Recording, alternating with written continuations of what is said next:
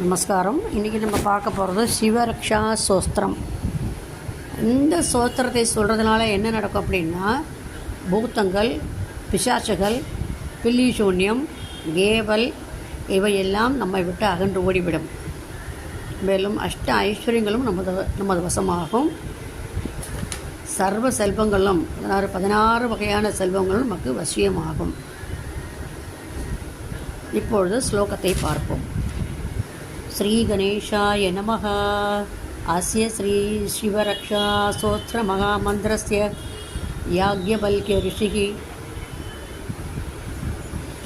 ஸ்ரீ சதாசிவோ தேவதா அனுஷ்டுப் சந்தः ஸ்ரீ சதாசிவ பிரீத்யர்த்தம் சிவரக்ஷா ஸ்தோத்திரம் ஜபே பாठे விநியோகः.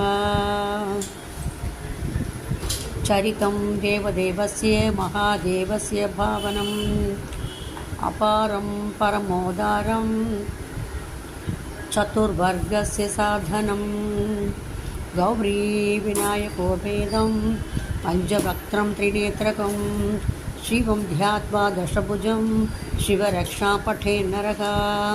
गङ्गाधरशिरपादो पालमर्थेन्दुशेखरः नयने मदनध्वंसी कर्णौ सर्पविभूषणः. ग्रानं पादु पुरारातिर्मुखं पादु जगत्पतिः जिह्वां वागीश्वरः पादु गन्धरां क्षितिगन्धरः.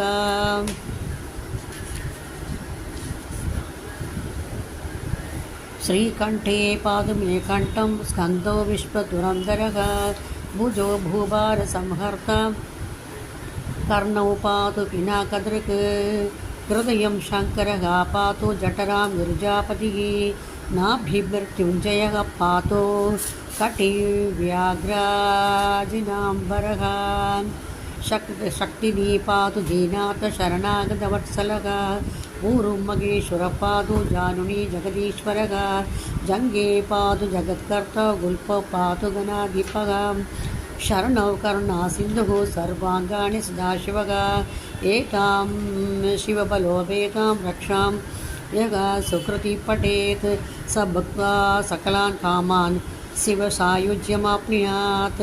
ग्रहभूत पिशाचाद्या त्रैलोक्ये विचरन्ति ये दूरादाग हलायन्ते शिवनाभाभिरक्षणाम्.